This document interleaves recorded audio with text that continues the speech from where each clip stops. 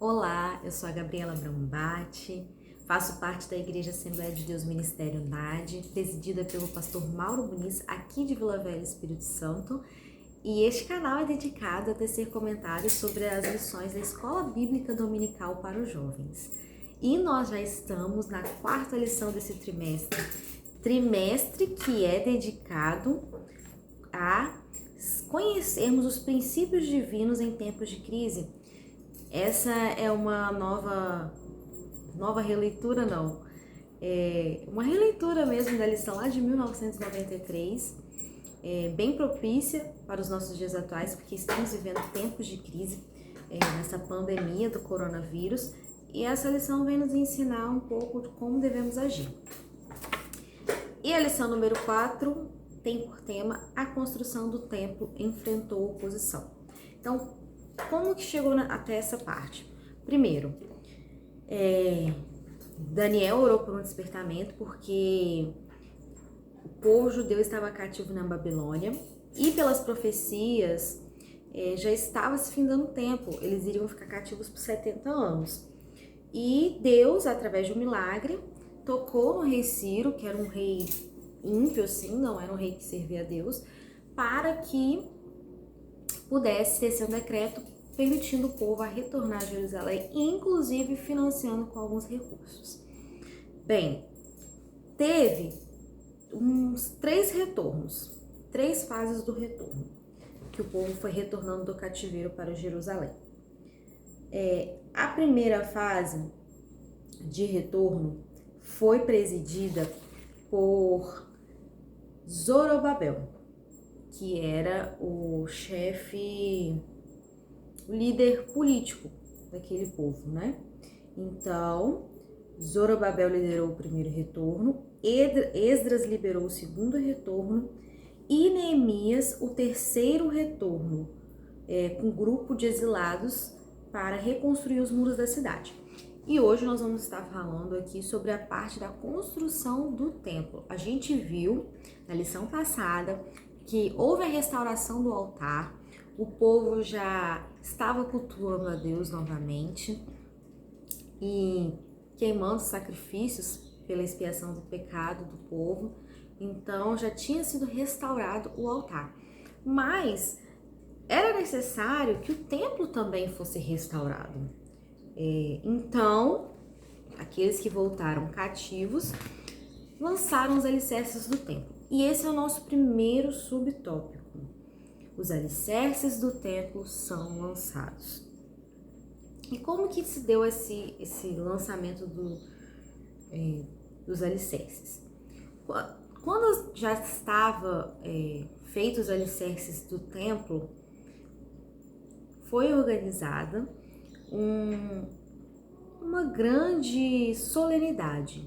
Então, os sacerdotes devidamente paramentados, os filhos de Asaf com saltérios para louvar o nome do Senhor, estavam todos ali preparados.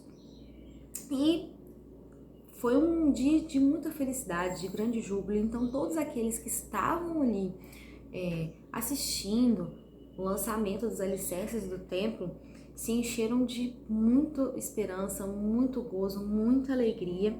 E essa expressão dessa alegria, dessa felicidade, desse gozo, desse cumprimento da promessa, né, foi tida com muito júbilo. E os povos ao redor todos ouviram de tão alto.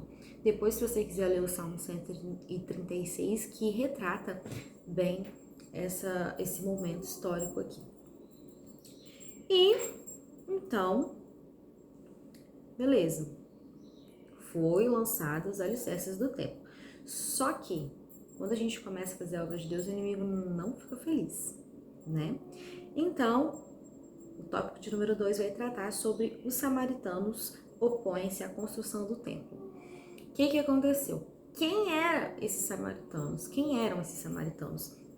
A gente vê muito nos evangelhos de Jesus falando sobre eles. E aqui a gente vai entender um pouco porque tinha essa briga entre os samaritanos e os judeus.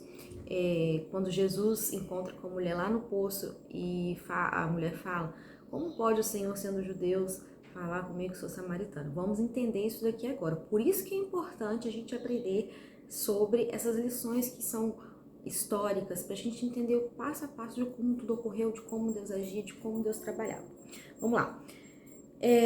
Os samaritanos, eles eram parte do povo judeu. Lembra que a gente estudou algumas lições passadas no livro de Josué, que o povo era dividido nos reinos do norte e reino do sul. O reino do sul era composto pela tribo de Judá e Benjamim, e as outras 10 tribos no reino do norte. E essas 10 tribos foram levadas cativas também, só que diferente da Babilônia, que o povo podia cultuar o seu Deus, lá não. Eles queriam desestabilizar a cultura daqueles que eram levados cativos. E eles não, eles ordenavam que eles casassem com pessoas de outras religiões. Para quê? Para que aquela cultura deles fosse dispersada. Então, os samaritanos veio dessa origem. Eram povos misturados. E eles seguiam um pouco da lei de Moisés, mas também serviam outros deuses.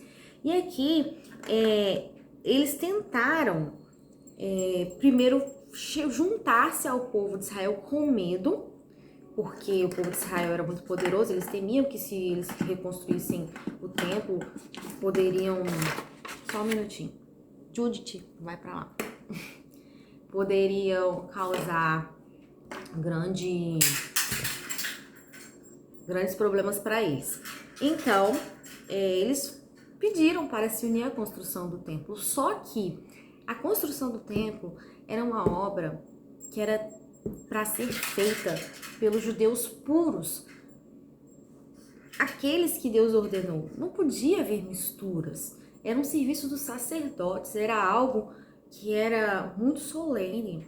E então, é óbvio que o povo judeu não se juntou aos samaritanos para a construção do templo. E com isso, eles ficaram um pouco receosos. E para tentar paralisar, já que eles não podiam se unir, para tentar paralisar essa obra, o que eles fizeram? Eles escreveram uma carta para o rei daquela época, acusando os judeus com acusações mentirosas sobre os judeus. E ainda usaram a palavra, falou para o rei que se ele fosse lá em Crônicas olhar, veria que os judeus eram um povo rebelde, que sempre se voltava contra os reis, enfim. Orientações mentirosas. Mas como o rei daquela época não estava muito a par daquela história, ordenou que parasse a construção do templo. E o povo judeu parou a construção do templo por 15 anos, até o reinado de Dário.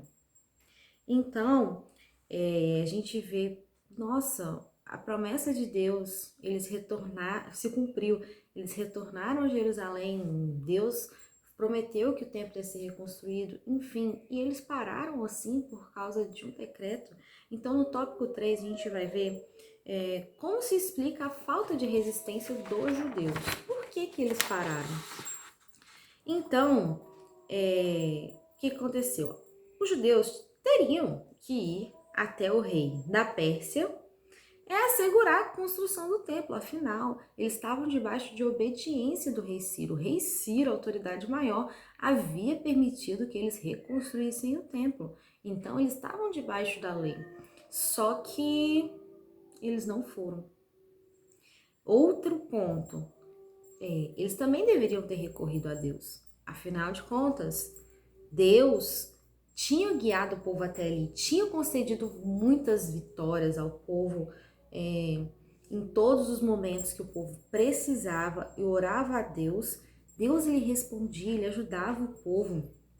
Por exemplo, vamos estar lembrando aqui, por exemplo, nos dias do rei Josafá, ele estava sendo ameaçado pelos moabitas e amonitas. E os habitantes de Judá foram convocados pelo rei para pedirem socorro ao Senhor. E Deus guerreou por eles. E sem terem que lutar, os inimigos foram desbaratados, ou seja, eles ficaram atordoados. e tiveram vitória. Então, sempre que o povo recorreu a Deus, em toda a história do povo judeu, Deus respondia, Deus ajudava. Afinal de contas, esse era um projeto de Deus, não era um projeto deles. Então, quem estava dando a direção ali era Deus.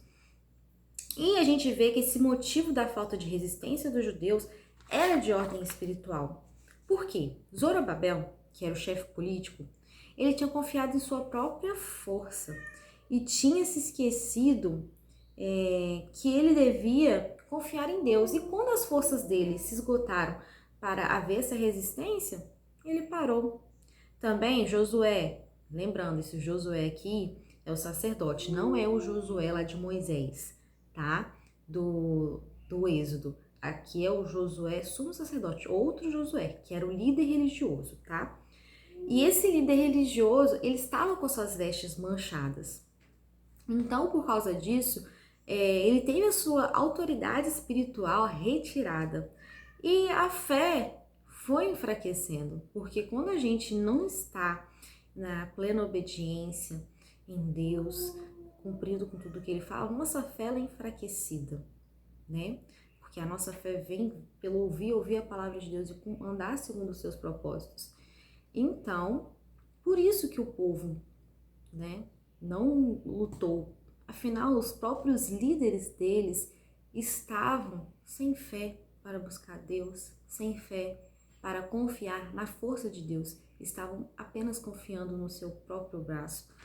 E temos que lembrar que a obra de Deus não é feita nem por força, nem por violência, mas pelo Espírito de Deus. Então não adianta a gente querer lutar com as nossas próprias forças, porque a obra de Deus é feita pelo Espírito Santo de Deus. Então a gente tem que estar sempre orando e convidando o Espírito Santo a atuar. O que a gente tem que fazer em momentos como esse, em que o povo se viu proibido de reconstruir o templo, é buscar a Deus e lutar e reivindicar os nossos direitos. Afinal, eles tinham o direito de reconstruir o templo. A gente vê nesse momento de pandemia alguns decretos em algumas cidades, autoridades proibindo inclusive o culto online logo no começo, né, dessa pandemia. E como assim? A obra de Deus, ela sempre pode ser feita. Nós temos o direito de cultuar ao nosso Deus pela lei, garantido pela lei. E então a gente tem que reivindicar sim, a gente tem que orar a Deus sim. Não por força nem por violência, mas orar a Deus pelo Espírito dele e reivindicar os nossos direitos sempre. Afinal, o povo estava em obediência, né? E vamos ver qual foi a reação dos samaritanos quando os judeus pararam a obra. Nosso tópico de número 4. Eu estou correndo hoje porque a lição é muito grande, eu quero falar no menor tempo possível, porque eu sei que hoje ninguém consegue ver vídeos longos, mas tem muitos detalhes, então eu peço, gente, leiam, mergulhem na palavra de Deus, porque ela é maravilhosa. Eu tô andando rapidinho aqui para o vídeo não ficar longo. Então vamos lá. Qual foi a reação dos samaritanos quando os judeus pararam a obra?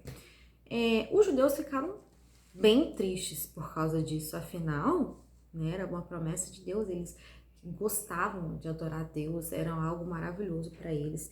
E então eles acabaram ficando tristes. E os samaritanos, alegres, nossa, eles conseguiram o que eles queriam.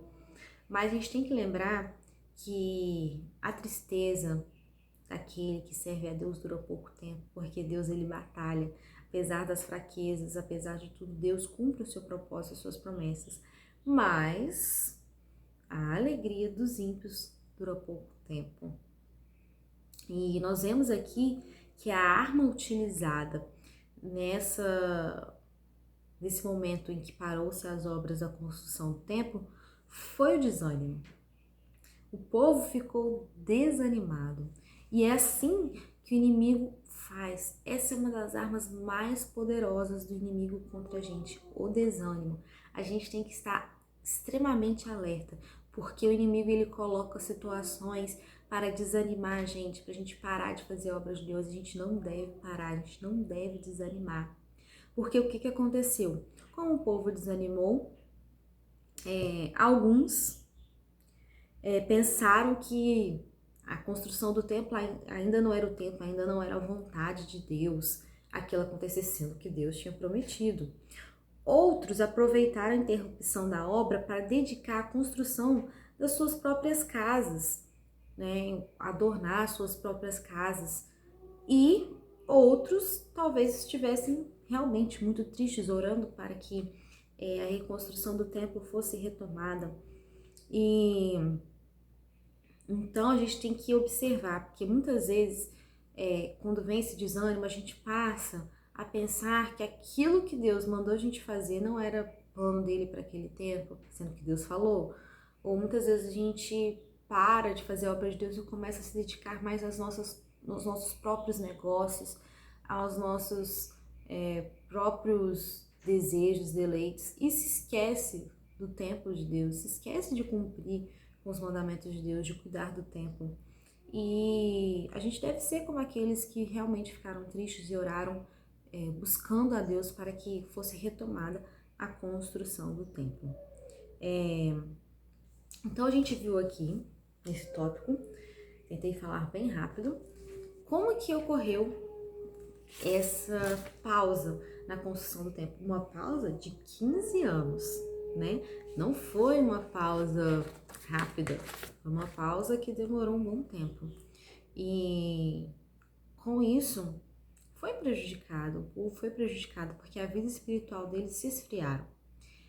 E na próxima lição, nós vamos estudar sobre quando Zorobabel recomeça a construção do templo. Como que isso ocorreu? Como que foi? Como Deus agiu? Como o povo agiu? Então, cenas para os próximos capítulos. Essa lição desse trimestre está muito legal, tá muito bacana, causa grandes expectativas e traz grandes lições de como a gente tem que agir, de como que Deus age, e para a gente não se deixar levar pelas artimanhas do inimigo, porque ele sempre vai tentar nos parar, sempre, seja com desânimo, seja com qualquer outro tipo de investida nas nossas vidas. Mas se confiarmos verdadeiramente em Deus, venceremos todas as resistências do maligno. Essa é a nossa verdade prática de hoje. E eu esqueci de citar no início, a nossa leitura bíblica em classe é em Esdras 4. Eu, aqui na revista, falo apenas alguns versículos, mas eu recomendo que leia todo Esdras 3 e 4, para que você entenda melhor essa história, tá? E é um livro histórico, então ele vem bem detalhado. Eu acho de facílima compreensão, muito fácil de compreender, então leia, essa leitura vale a pena. E na próxima lição a gente termina de desvendar e ver como que recomeçou a construção do templo.